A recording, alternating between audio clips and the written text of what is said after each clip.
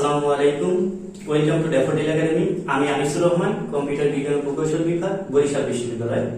আজকে আমাদের আলোচনার টপিকস নাম্বার সিস্টেম বা সংখ্যা পদ্ধতি। তো সংখ্যা পদ্ধতি কি? কোন একটা সংখ্যা লেখা বা প্রকাশ করার পদ্ধতিকে বলা হয় সংখ্যা পদ্ধতি। তার মানে আমরা এটাও বলতে পারি কোন একটা সংখ্যা গণনা করার পদ্ধতিকেই বলা হয় সংখ্যা পদ্ধতি। যেমন আমরা ডেসিমাল নাম্বার সিস্টেম ইউজ করি, 1 2 3 4 এরকম নাম্বার গণনা করি। এই গণনা করার পদ্ধতিটাই হচ্ছে সংখ্যা পদ্ধতি। আচ্ছা, কেনই বা আমাদের সংখ্যা পদ্ধতি দরকার হলো? কেনই বা সংখ্যা পদ্ধতি আবিষ্কার হলো? আচ্ছা, যদি আমরা প্রাচীন কালের কথা চিন্তা করি, মানুষ কি করতো? মানে দেখা গেছে আপনার মানুষ হচ্ছে, যদি কারো দেখা গেছে একটা ছাগল আছে, সেই ছাগল প্রকাশ করার জন্য কোথাও একটা দাগ দিয়ে রাখতো। দুইটা ছাগল আছে, দুইটা দাগ দিয়ে রাখতো। তিনটা ছাগল আছে, তিনটা দাগ দিয়ে রাখতো। এখন এই পদ্ধতি ইউজ করতো, অথবা একটা দড়িতে দাগ, একটা দড়িতে একটা গিট দিত, দড়িতে দুইটা গিট দিত, তিনটা গিট দিত, এভাবে মনে রাখতো, অথবা হাতের কর করে মনে রাখতো। কিন্তু চিন্তা করেন যে আপনার 1000টা ছাগল আছে, তাহলে এই 1000টা ছাগল আপনি গণনা করার জন্য 1000টা দাগ দিতে আপনার অনেক সময় অপচয় হবে, এবং এটা কিন্তু অনেক সময়ের আপনার ব্যয় করবে, এবং লেখাও কিন্তু কষ্টসাধ্য হবে। তাই এই সমস্যাগুলো ফেস যখন করে, তখন বিজ্ঞানীরা বিভিন্ন ধরনের সংখ্যা পদ্ধতি আবিষ্কার করলো। আর আজ পর্যন্ত আবিষ্কৃত সংখ্যা পদ্ধতিকে মোট 2 ভাগে ভাগ করা হয়। সেই সংখ্যা পদ্ধতিগুলো কি কি? নাম্বার 1, এটা হচ্ছে স্থানিক সংখ্যা পদ্ধতি। নাম্বার 2, অস্থানিক সংখ্যা পদ্ধতি। স্থানিক সংখ্যা পদ্ধতির ইংরেজি হচ্ছে পজিশনাল নাম্বার সিস্টেম। অস্থানিক সংখ্যা পদ্ধতিকে বলা হয় হচ্ছে নন পজিশনাল নাম্বার সিস্টেম। তো এখন এই নাম্বার সিস্টেম নিয়ে স্টাডি করার আগে আমাদের একটা বিষয় জেনে নেওয়া দরকার, সেটা হচ্ছে ডিজিট আর সংখ্যা।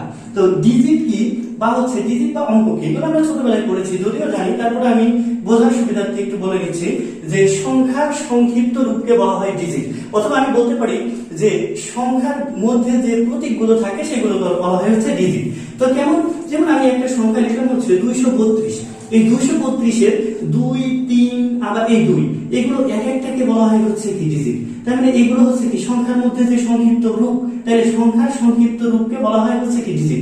অথবা একটা সংখ্যার যে মধ্যে যে প্রতীকগুলো আমরা ইউজ করি সেগুলোকে বলা হয় ডিজিট। তার মানে দেখো, আমরা ডেসিমাল নাম্বার সিস্টেমে 0 থেকে 9 পর্যন্ত মোট 10টা ডিজিট কিন্তু আমরা ইউজ করি।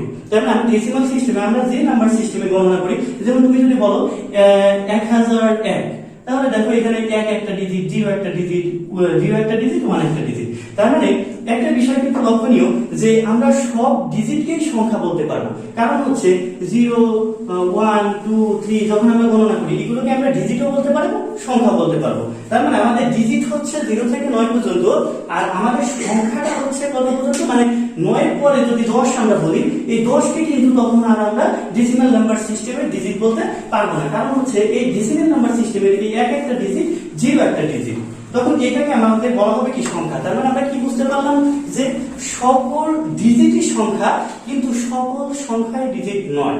আচ্ছা, তাহলে আমরা ডিজিট এবং সংখ্যা সম্পর্কে জেনে নিলাম। এখন আসি আমাদের মূল টপিকসে, সেটা কি? যে স্থানিক নাম্বার সিস্টেম আর হচ্ছে কি অস্থানিক নাম্বার সিস্টেম। এখন স্থানিক নাম্বার সিস্টেমটা আসলে কি? স্থানিক নাম্বার সিস্টেম বা পজিশনাল নাম্বার সিস্টেম। এখন এটা বুঝতে গেলে আমরা একটু ছোটবেলায় চলে যাই, তাহলে পজিশনাল নাম্বার সিস্টেম। এখন খেয়াল করি, ছোটবেলায় আমরা পড়েছি যে সাপোজ 333, এই সংখ্যাটার কথা চিন্তা করি, আমরা কি করেছিলাম? এটা যেহেতু আমাদের একক স্থানীয় অঙ্ক, এটাকে আমরা কি করেছিলাম? 1 দিয়ে গুণ করেছিলাম। এটা যেহেতু আমাদের দশক স্থানীয় অঙ্ক, এটা আমরা কি করি? 10 দিয়ে গুণ করেছিলাম।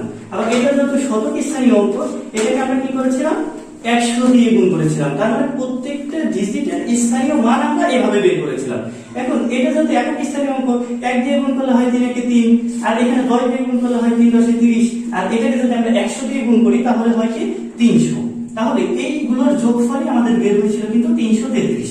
তার মানে বোঝা গেল যে এইখানে আমাদের ডিজিটগুলো যদিও সেম, কিন্তু এখানে ডিজিটের পজিশনের উপর বেস করে এদের মান কিন্তু চেঞ্জ হয়ে যাচ্ছে। তার মানে এই 3টাকে যদি আমরা দশকের ঘরে নিয়ে যাই, তাহলে এই 3-এর মান কিন্তু তখন আর 3 থাকবে না, তখন হয়ে যাবে কত? 30।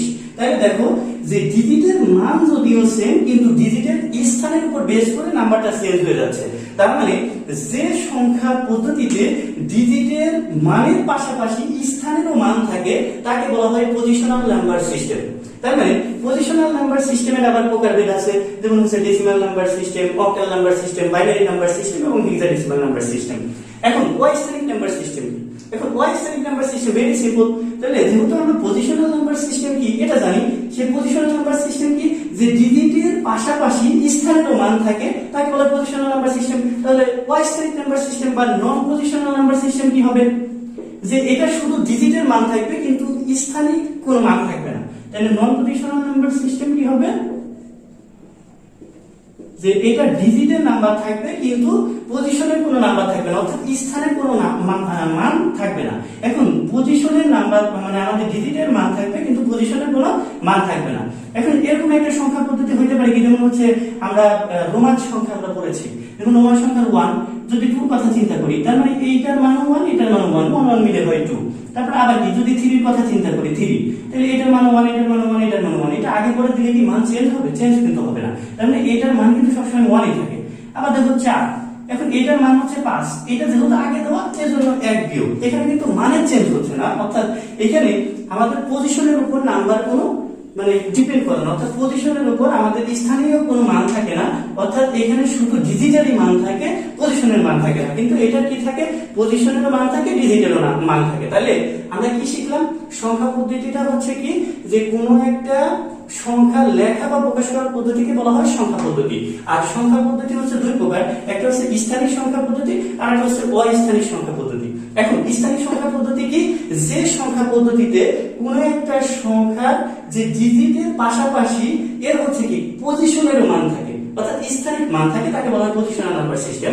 আর অস্থানিক নাম্বার সিস্টেমটা কি, যে ডিজিটের পাশাপাশি এখানে কি পজিশনের কোনো মান থাকে না। এরকম আরো উদাহরণ হতে পারে রোমান সংখ্যা, হায়ারোগ্লিফিক সংখ্যা, মেয়ান সংখ্যা, এগুলোকে বলা হয় অস্থানিক নাম্বার সিস্টেম।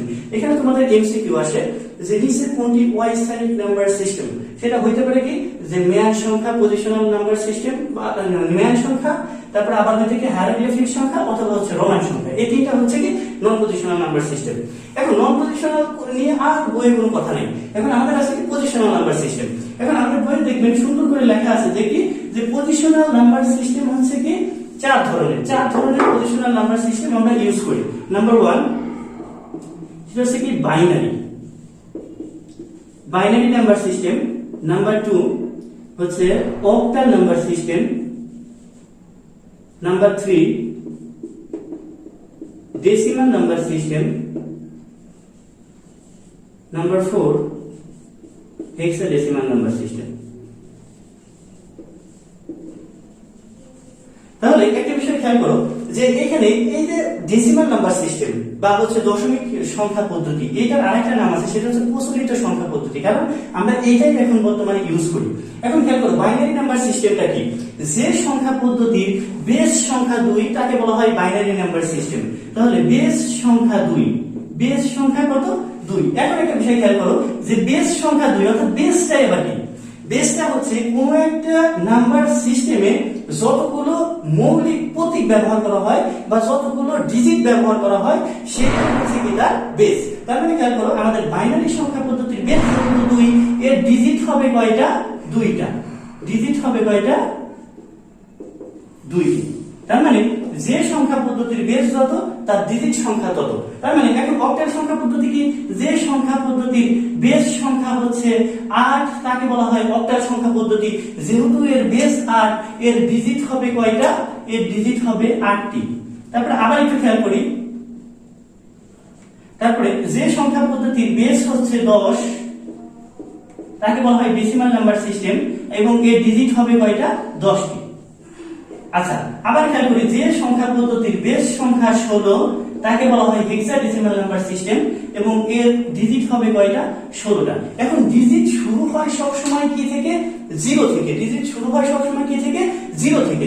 এখন দেখি আমরা একটু বাইনারি ডিজিট তাহলে যেহেতু 2টি, তার মানে 0 থেকে যেহেতু শুরু হবে তাহলে বাইনারি ডিজিট হবে কি 0, হচ্ছে 1, 0 পরে কি 1 2 থেকে এরকম আসতে থাকবে। যেহেতু এর বেস 2টি তার মানে এর বেস হবে কি, এর ডিজিট হবে 0 আর 1। এখন খেয়াল করি তাহলে কোন একটা সংখ্যা পদ্ধতির সর্বোচ্চ যে ডিজিটটা সেই ডিজিটটা হইতে পারে তার বেস সংখ্যা থেকে 1 কম। তার মানে 0 থেকে 1 মনে করেন ওই বেস সংখ্যা থেকে আমাদের কি করতে হবে, জাস্ট 1 বাদ দিতে হবে। তাহলে বেস থেকে 1 বাদ দিলে থেকে 1, তাহলে 0 থেকে 1 পর্যন্ত হবে কি বাইনারি বেস সংখ্যা। বাইনারি ডিজিট সংখ্যা। তারপরে অক্টাল, অক্টালের বেস যেহেতু 8, তার মানে আমাদের 8 থেকে যদি আমরা 1 বাদ দিই তাহলে থাকে 7, তার মানে অক্টালের সর্বোচ্চ ডিজিট হইতে পারে 7। তাহলে অক্টাল সংখ্যা পদ্ধতির বেস মানে আমাদের ডিজিট গুলো কি কি হবে, সেটা হবে 0 1 2 3 4 5 6 7। এটা হচ্ছে আমাদের অক্টাল সংখ্যা পদ্ধতির ডিজিট। আবার এখন দেখি যে ডেসিমাল সংখ্যা পদ্ধতির ডিজিট হবে কয়টা, 10টা। যেহেতু 10টা, তার মানে 0 থেকে 9 পর্যন্ত আমাদের হবে, কারণ হচ্ছে ওই 10 থেকে 1 বিয়োগ, তাই 0 1 2 3 4 5 6 7 8 9। এখন 9 পর্যন্ত 10টা আসলে হয়ে যায় 1 2 3 4 5 6 7 8 9 10, তাহলে 10টা। এজন্য এটা আসলে কি ডেসিমাল সংখ্যা পদ্ধতি। এখন দেখি হেক্সাডেসিমালের বেস যেহেতু 16, এর ডিজিট হবে আমাদের কয়টা, 16টা। তার মানে এখন 0 থেকে 9 পর্যন্ত তো হবেই, পাশাপাশি 10 11 12 13 14 15, এই 15 পর্যন্ত মোট হবে কয়টা, 16টা। কিন্তু এই 10 এর একটা আলাদা নাম আছে। 10 এর নাম দেওয়া হয়েছে এ, 11 নাম দেওয়া হয়েছে বি, 12 নাম দেওয়া হয়েছে সি, 13 নাম দেওয়া হয়েছে ডি, 14 নাম দেওয়া হয়েছে ই এবং 15 নাম দেওয়া হয়েছে এফ। এখন একটা মজার ব্যাপার হচ্ছে এই যে আমরা 4 ধরনের নাম্বার সিস্টেম সম্পর্কে কিন্তু জেনেছি। এখন তোমাদের এমসিকিউতে থাকতে পারে যে সাপোজ যে এটা কি, যেমন সাপোজ আমি যদি বললাম 18, এই সংখ্যাটা কি অক্টাল সংখ্যা পদ্ধতি হতে পারে? কোনোভাবেই সম্ভব না। কারণ হচ্ছে কি, একটা অক্টাল সংখ্যা পদ্ধতি ডিজিটই হইতে পারে সর্বোচ্চ 7, কিন্তু এখানে আমাদের ডিজিট আছে 8, তাহলে এটা অক্টাল সংখ্যা পদ্ধতি হইতে পারে না। তার মানে এটা কি কি হইতে পারবে, যেহেতু এর কারা এটা কি ডেসিমালের ডিজিট হইতে পারে, তার মানে এটা ডেসিমাল সংখ্যা পদ্ধতিও হতে পারে। আবার কি হইতে পারে, যেহেতু এটা হেক্সাডেসিমালের ডিজিটের মধ্যে আছে, তার মানে 18 একটি হেক্সাডেসিমাল সংখ্যাও হতে পারে। তার মানে এরকম আমরা কিন্তু যে কোনো সংখ্যা দিলে আমরা বের করতে পারবো এটা আসলে কোন সংখ্যা পদ্ধতির সংখ্যা হতে পারে। যেমন এখন আমি যদি বলি যে 77, এই সংখ্যাটা কোন কোন সংখ্যা পদ্ধতির সংখ্যা হতে পারে। যেমন অক্টাল সংখ্যা পদ্ধতির বেস 7, তার মানে কি এটা যেহেতু দুইটাই 7, তার মানে এটা অক্টাল সংখ্যা পদ্ধতির সংখ্যা হতে পারে।